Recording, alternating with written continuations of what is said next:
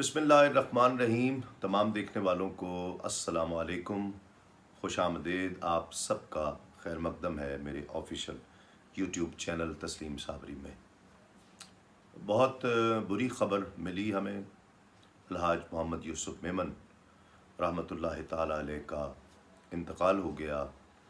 और मैंने चाहा कि चूँकि बहुत सी कॉल्स आ रही थीं, बहुत से फ़ोन्स आ रहे थे कि क्या हुआ अचानक, किस तरह, क्या मामला हुआ था, क्या बीमारी हुई जिसकी वजह से उनकी तबीयत इस अचानक इतनी ख़राब हुई कि इंतकाल हो गया। सबसे पहले तो जो पिछले 3-4 माह में, 2-3 माह में बहुत नात की बड़ी बड़ी शख्सियात, ज़ुल्फ़िकार अली हुसैनी रहमतुल्लाहि ताला अलैह, राशिद आज़म मोहम्मद राशिद आज़म रहमतुल्लाहि ताला अलैह, और अब अलहाज मोहम्मद यूसुफ मेमन रहमतुल्लाहि ताला अलैह। उससे पहले भी इसी साल में हम देखते हैं कि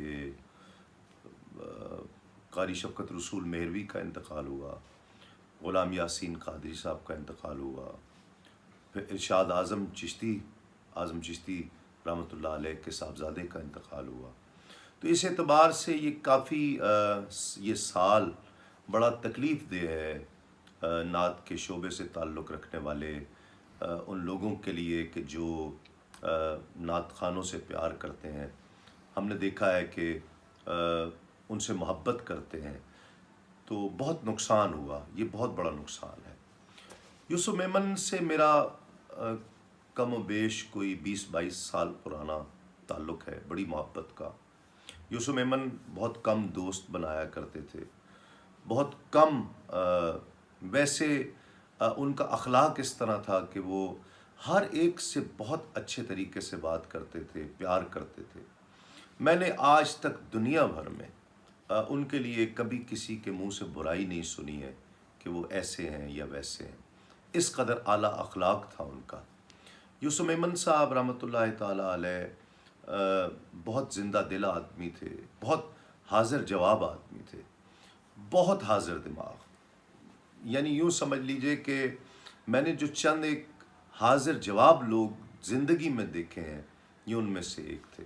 बहुत मामला फ़हम थे, बहुत चेहरा शनास थे, मामला शनास थे, मामला फ़हम थे।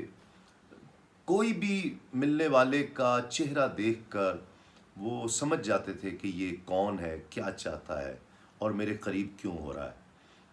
बहुत कम लोगों को, जिस तरह मैंने कहा, दोस्त बनाते थे, बहुत कम।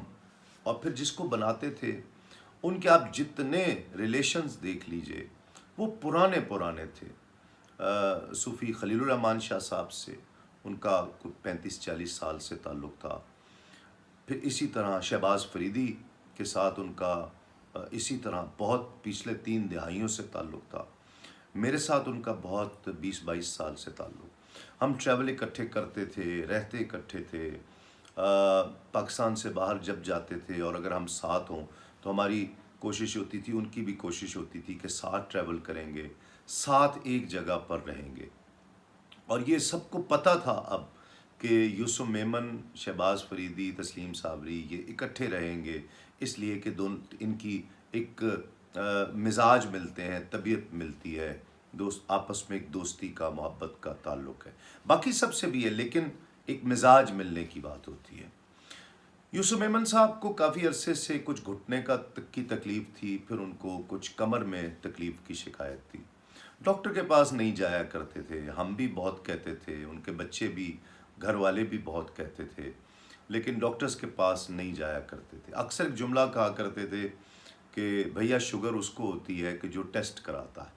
तो हम हंसते थे कि यूसुफ भाई आप चेक कराएं, अचानक किसी चीज़ का पता लगना। तो कहते थे नहीं भैया मैं नहीं जाता। डॉक्टर्स के पास जाने, हॉस्पिटल चिढ़ते थे, इस चीज़ से नहीं जाया करते थे।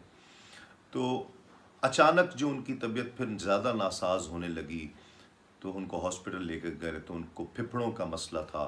फेफड़े उनके बहुत ज़्यादा मुतासर हो चुके थे और सांस लेने में मुश्किल हो रही थी। फिर उसका इलाज हुआ, कुछ बेहतर हुआ, फिर घर आ गए, फिर हॉस्पिटल गए।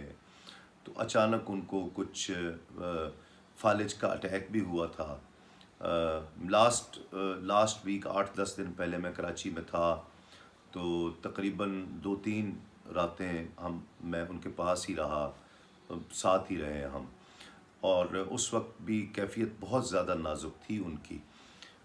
پھیپھڑوں کا مسئلہ تھا، پھر ان کا بلڈ پریشر اچانک شوٹ ہوا تھا، جس سے ان کے دماغ میں ایک کلاٹ آ گیا تھا. لیکن وہ سینسز میں تھے، پہچانتے تھے. جب ہم دعا کرتے تھے تو آمین کہتے تھے، اللہ تعالیٰ بھائی جان آپ کو صحت دے، تو آمین کہتے تھے، ہاتھ دباتے تھے، لوگوں کو پہچانتے تھے، بات سنتے تھے، سمجھتے تھے، سینسز میں تھے، لوگوں کو پہچان رہے تھے. خبر اس لیے لوگوں کو نہیں دی گئی تھی کہ جو تماشا فیس بک اور سوشل میڈیا پر بنا تھا کہ بغیر اطلاع کے، تصدیق کے خبر لگا دی گئی، تو گھر والوں نے بالکل کسی کو اطلاع نہیں کی. پچھلا تقریباً ہفتہ 10 دن انہوں نے بہت بیماری میں گزارے.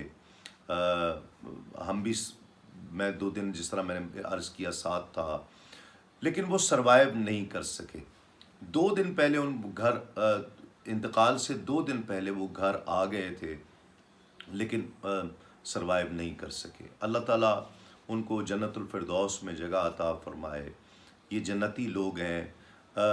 ساری زندگی پنجتن پاک کا کے صدقے سے 5واں شعر آپ نے پڑھا، اور پنجتن پاک کی محبت، حضور کی آل کی محبت، حضور کے بچوں کی محبت، سیدہ کائنات کی محبت، حسن و حسین کی محبت، حضور کے خانوادے کی محبت لوگوں کے دلوں میں ڈالی، لاکھوں دلوں میں حضور نبی کریم صلی اللہ علیہ وآلہ وسلم اور اصحاب رسول، آل رسول کی محبت کے دیپ جلائے.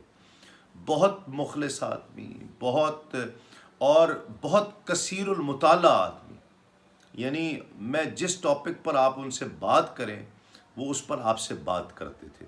وہ کچھ بھی علمی، ادبی، مذہبی، کوئی سیاسی موضوع ہے، کسی بھی موضوع پر آپ ان سے بات کر کے دیکھیں، وہ آپ سے بات کیا کرتے تھے، ڈیبیٹ کیا کرتے تھے، جس سے پتہ چلتا تھا کہ ان کو مطالعہ ہے اس چیز کا.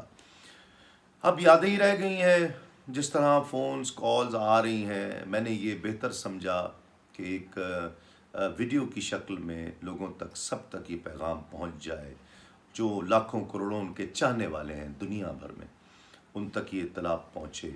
آپ بھی زیادہ سے زیادہ اس ویڈیو کو لوگوں تک پہنچائیے، تاکہ جو ان سے پیار کرنے والے ہیں، اور دعا کریں ان کے لیے، اللہ تعالیٰ ان کی مغفرت فرمائے.